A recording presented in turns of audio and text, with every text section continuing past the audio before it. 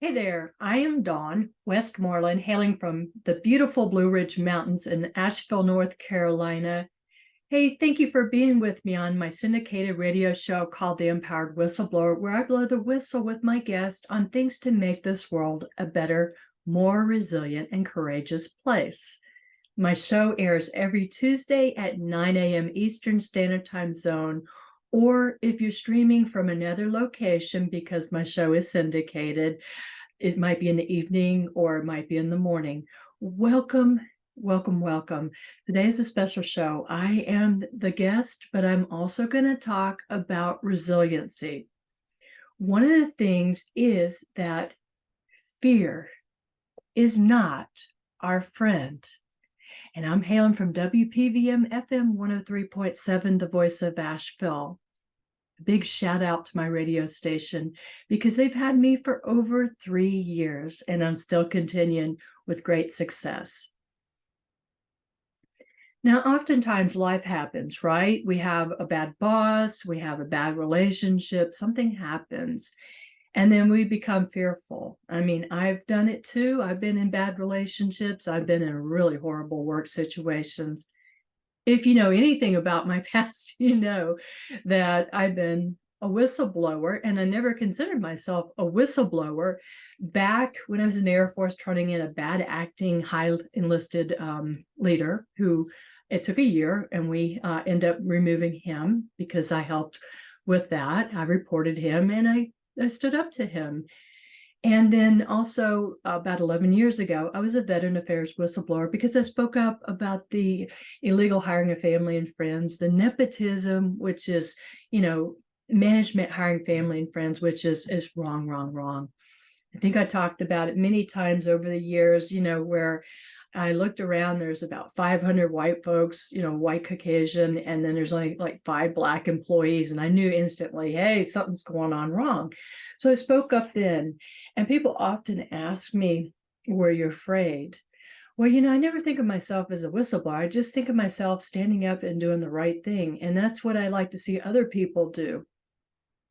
And I realized too that it takes courage, and courage is a muscle because let me tell you, when I was a child, and anybody who's known me for many years will tell you, I was a very painful introvert, very shy, and I tried to hide. I tried to hide behind everything because I just didn't want to be seen. And, it took years of building my resiliency muscles. And I have to say that the Air Force helped me. The Air Force 20 years didn't ask, are you shy? Do you want to do this today? I was put in all these special duties so that I could get out there and showcase my gifts, which also showcase other people's gifts. So let's get into talking about fear. Okay. Nobody likes fear, neither do I. And I like to be the first to say that I have felt fear many times, and people have said, oh, you have no fear. Yes, I do have fear. And the fear that I've had has been through the roof. And sometimes it was just, doubting myself and being fearful. One thing I've learned over the years, though, fear is never our friend. Now there's, fear when you need to be driving safely on the road, fear if a snake, crawls in front of you and you don't want to get bitten, that's one thing. But how many times do we settle? We settle in our lives, we settle in our jobs because we think, well, that's just the way it is. And it doesn't have to be that way. We can build our courage. And one thing I've learned when I went to coach school, life coaching school through IPAC, and they're one of the greatest organizations out there for coaching, I got to give them a plug, is that we have the ability every day to be empowered or disempowered. We have different energy levels. And the truth is that there really are no challenges in life. That's what I like the most that I got out of that program, probably many other things too. So while I was learning over the year, become a life coach, I learned really, really quickly, there are no challenges. Because if you sit there and you take the things that really push our buttons, the things that can change our lives. It's how do we handle it? How do we address it? What do we get out of it? Are we a victim the whole way through? Or do we think about, well, guess what? I learned this. I learned that I need to have boundaries in my life with my family or my coworkers. Or I learned that, hey, I am much tougher than I ever knew. Now, the second time when I stood up to the Veteran Affairs, one of the mean things that happened, and it actually was a blessing at the time, it certainly absolutely did not feel like a blessing, was my paycheck was cut off. And when I say cut off, I was not allowed to work from home on my computer, even though I was authorized, by my doctor, encouraged as a medical reasonable accommodation, and other people were doing it too. It was pure retaliation for the managers. And because I could not physically work in the building anymore, I had some medical issues going on at the time, that basically my paycheck got cut off. And it was, folks, it was the scariest time of my life. I was so distressed because I knew my credit would go south, and it did go south. It went from outstanding to poor in a quick amount of time. I had gone through a divorce, and it was a fairly easy divorce. And ironically, years later, I'm best friends with my former husband.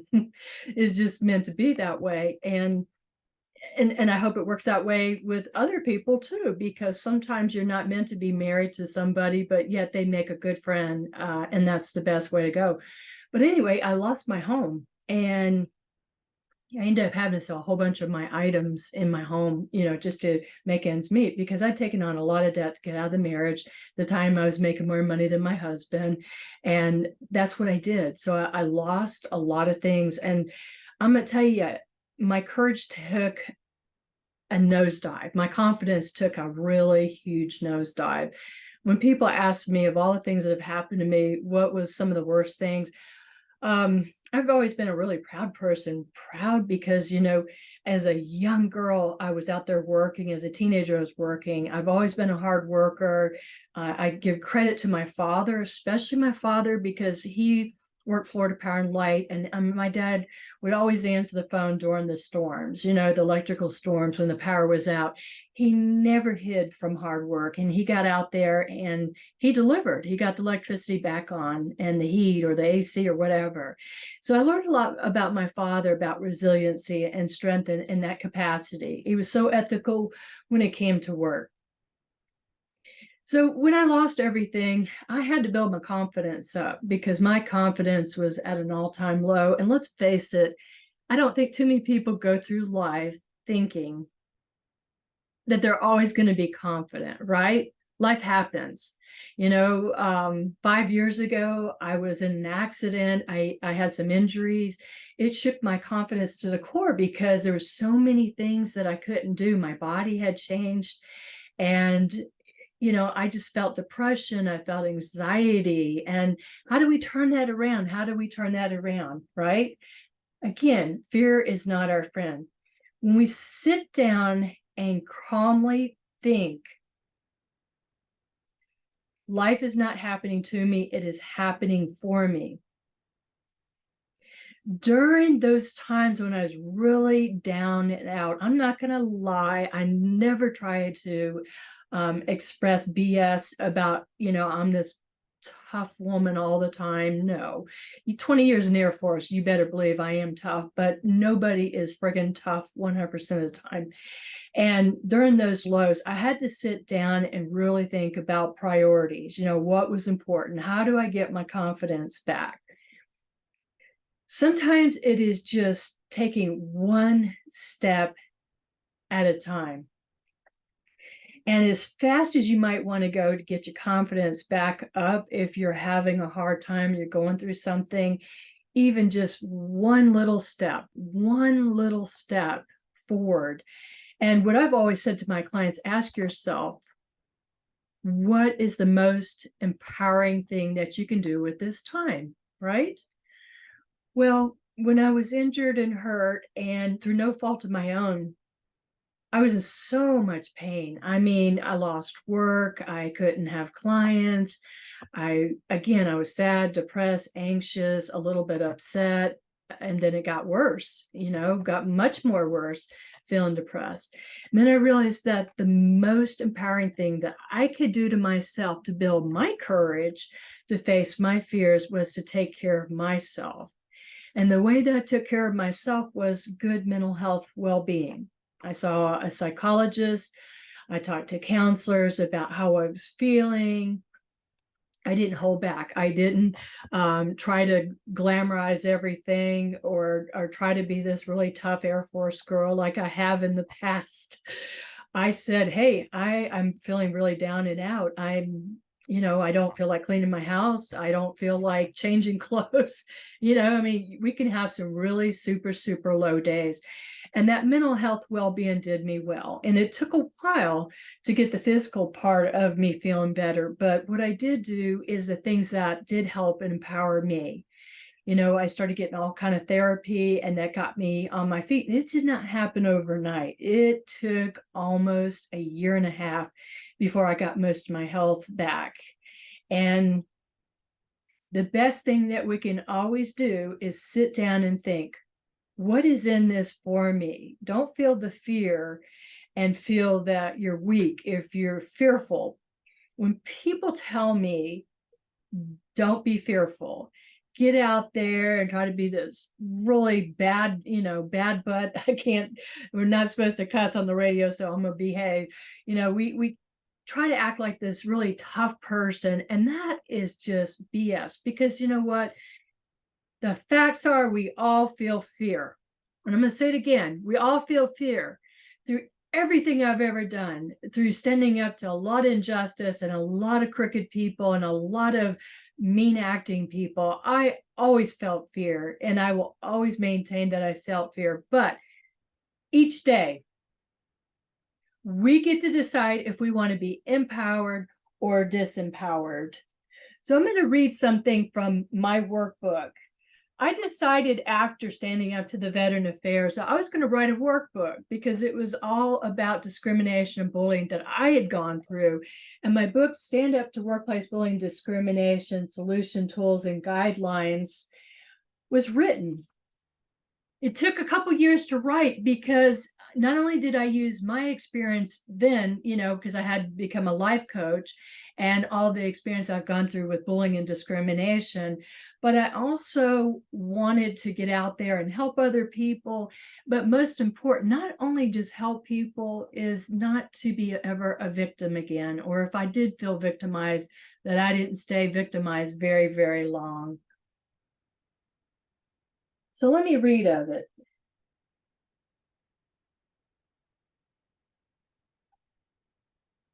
Energy begets energy. Many scientists and others will tell you everything is energy. Like energy attracts like energy. Pay attention to the thoughts in your head.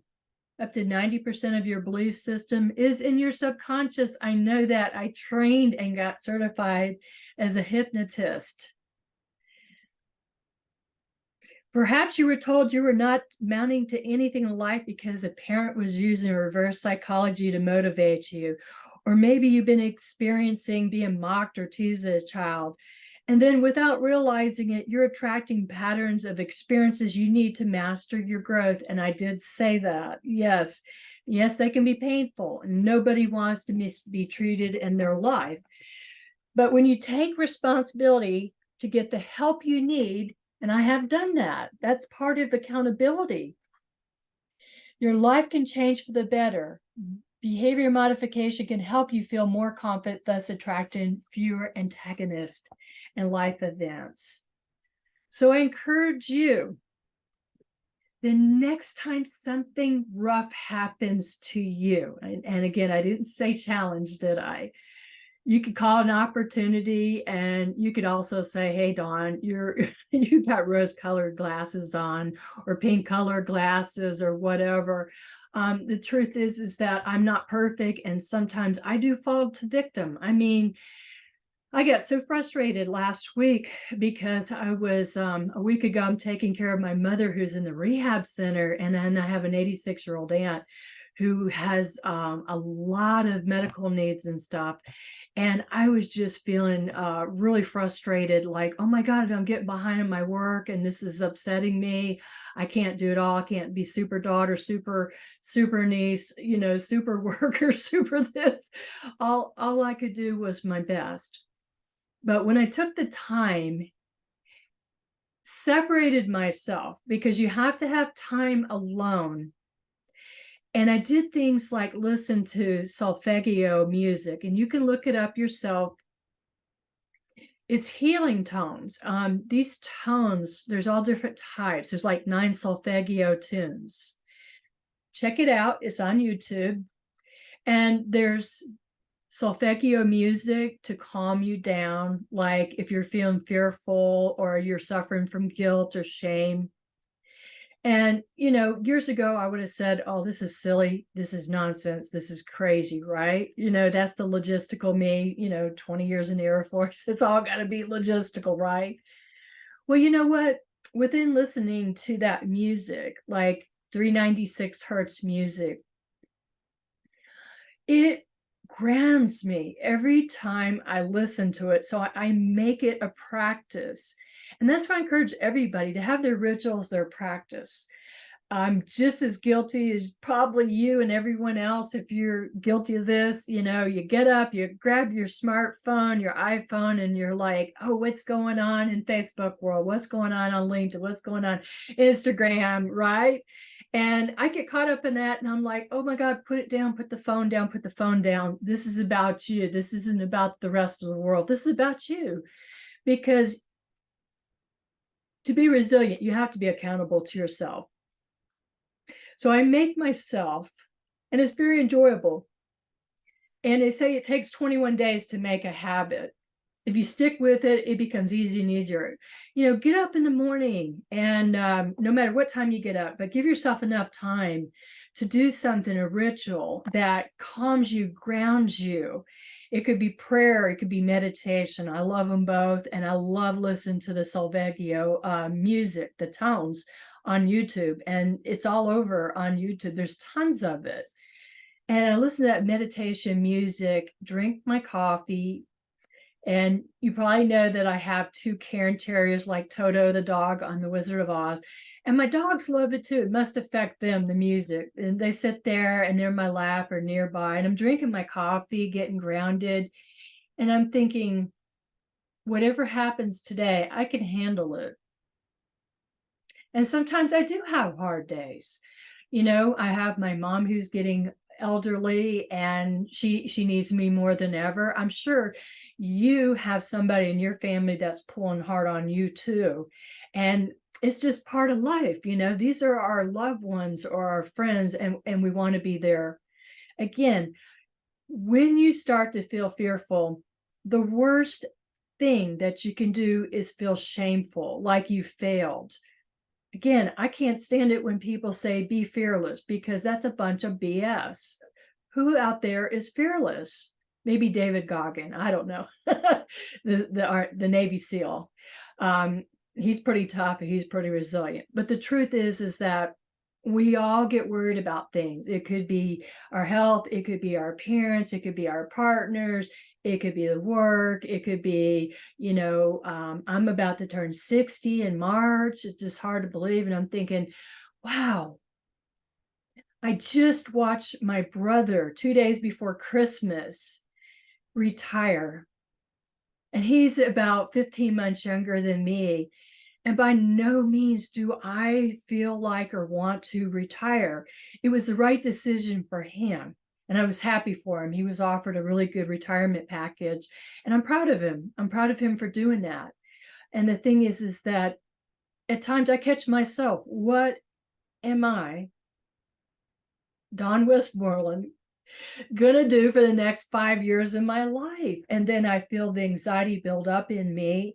And then I have to go turn that 396 hertz solfeggio music on to calm me down, because I can be very intense. And then once I get grounded, then I can think of what's the next best thing? What's the most empowering thing I can do right now? Now, one of my goals for 2024 is to do paid public speaking. And I'm an ambivert. And if you're not familiar with ambiverts, they're kind of like in the middle. We're at the top of the introvert and we're at the very lowest of the extroverts. I'm right there in the middle and I love it. It's just the perfect personality type for me because I do get recharged when I'm alone. I have no problem with being alone or being isolated for a couple days without people. I recharge my batteries while extroverts definitely recharge their batteries with people. So slowly but surely, facing my fear of, pay public speaking, can I do it? And I know I can because I've done it before. And I know that I've also, had standing ovations. And then I've also had people, just stare at me because maybe they didn't get my message and I wasn't polished enough. So one of the most empowering things that I do is work with a professional. And I've been working with Barry Barton, who is here in Asheville, North Carolina. She works at UNCA as a professor in speaking. She's also Asheville TEDx a facilitator. And so I've been working with Barry because Barry is, like myself, pretty intuitive and quickly realized, the thing with me, the trend with me when it comes to traits is resiliency, resiliency, resiliency. I could go on and on of all the things I've had to overcome, not to brag, but only to encourage others to be proud of their achievements and things that they've overcome. And by working with Barry, she has taught me that I would be best out there talking about resiliency, but not just plain old resiliency, but, specialized resiliency. Oftentimes, you'll find out that I talk a lot about gardening. Gardening was my third college degree. I wholeheartedly admit I am a total nerd and I'm good with it. I love it. I love school. I love books. I mean, I was in the library as a kid reading one book after another. I'm a nerd. I love it. So one of the things about trees and people and resiliency, and I shared this in other talks, is they have a commonality about resiliency. A lot of times landscapers that don't know better, or maybe they do know better, they will stake a tree so that the wind keeps it from blowing. But guess what? When you do that, what happens is the tree has a hormone called auxin, AUXIN. And auxin, when the wind blows the tree back and forth, and we're not talking about a top heavy tree, if it's top heavy, yes, it needs to be staked. But most of young trees don't need to be staked. So when you stake the tree, keep it from bending so much, what happens is that auxin needs the inclement weather, the wind, the rain, everything to move the tree back and forth and such. And that auxin builds the caliber of the tree, actually makes it stronger, right? So when you stake it, guess what? The auxin doesn't spread out through the tree, the young tree, and the tree is not as healthy and stronger, good branches, good caliber of the branches and all. But when it's not staked and it doesn't need to be staked, guess what? That wind, that rain, that inclement weather, boom, all of a sudden, unless it's a tornado or a hurricane comes through, that tree becomes healthier. And how does that relate to us human beings? Well, guess what? If everything was hunky-dory in our life, would we ever grow? No, we wouldn't. We grow when we face, and I'm going to say challenges only this one time, challenges, because most people are used to hearing the word challenges. We grow when we have experiences. We grow when we have opportunities to learn how to get through that tough job, how to leave a toxic relationship, how to speak up with our boundaries and such. We get that because of our inclement weather. If everything was perfect, everybody was nice every day, which we know that's just total BS, would we be resilient? Now, if I was to wave a magic wand and say, oh, I can undo anything in my life, and I never had to go through that experience again, there's not a single thing that I would remove in my life, because every single experience had a silver lining. To me, I get choked up, and it's very humbling when I have mental health professionals, and I've had quite a few. And I've even had, people, just my peers and people who've been following me for years, say, you're one of the most resilient people we know. I didn't start out that way. I was just a total basket case as a kid, because I didn't have the tools, I didn't have support, I didn't have a mentor. And let's talk about mentors. Okay. I've had a wonderful mentor for 11 years that pushes my buttons in the best way. When I say push buttons, I mean she holds me accountable. My mentor Martha has done that because I asked her to do that. If we stay in our comfort zones, we never grow. And it doesn't mean everybody has to go out there. I don't go out there and encourage people to be whistleblowers. I just spoke up for other people. I spoke up for myself, and I spoke up for other people. And it's sad, because when I interviewed Erin Brockovich about 4.5 years ago, at the time I had a podcast on the Empowered Whistleblower show, and she said whistleblowers have a bad name and they shouldn't. No, they should not. Anybody who's standing up for themselves or other people should be applauded. Not that I need anybody to pat me on the back, but it's never a bad thing. So if you're out there and you are needing a mentor, if you are needing a little bit of spiritual encouragement, you're needing somebody to hold you accountable, please reach out to me. We can have a 20-30 minute conversation by Zoom and see if we're a good fit. I will be taking maybe 5 coaching clients this year, because I will be doing public speaking. I won't have a whole lot of time to take more than that. I will be working with 5 clients. So if you're one of them, if you want to be able to be more resilient, lessen the victimhood, and definitely enjoying life more, saying no when you need to say no, saying yes when you need to say yes, reach out to me. Let's have that conversation, because life, I like to say, and people crack up when I say it, life is too long. It's very long when you're not happy. And, you always hear the opposite: life's too short not to be happy. Well, life is too long not to be happy. And if you understand that, good for you, because every day we really do. We were built, even Viktor Frankl said it, man has to have a purpose. And of course, that includes women. We all have to have meaning in our life. We have to have purpose. And if, every Sunday evening, we're like, oh my God, I don't want to go back to that toxic boss, that toxic job, that toxic relationship. I hate my job. I hate my life. Let me end it with this. Every single thing that's happened in your life is because of the decisions that you have made, the tolerances that you have made. And the same for me. When I look back and I get angry, why did this happen? Why did I allow this to happen? Well, I tolerated it in the past. No longer will I tolerate bad behavior. I will hold people accountable for bad behavior. So all you have to do is reach out to me. You can reach out to me through message. You can send me an email, consult, CONSULT, with WITH, Dawn, DAWN, @gmail.com. That is my email. You can always send me a private message through LinkedIn or on Facebook. Reach out to me and say, I'd like a complimentary chat with you for 20 to 30 minutes, no cost, and we'll see if we're a good fit.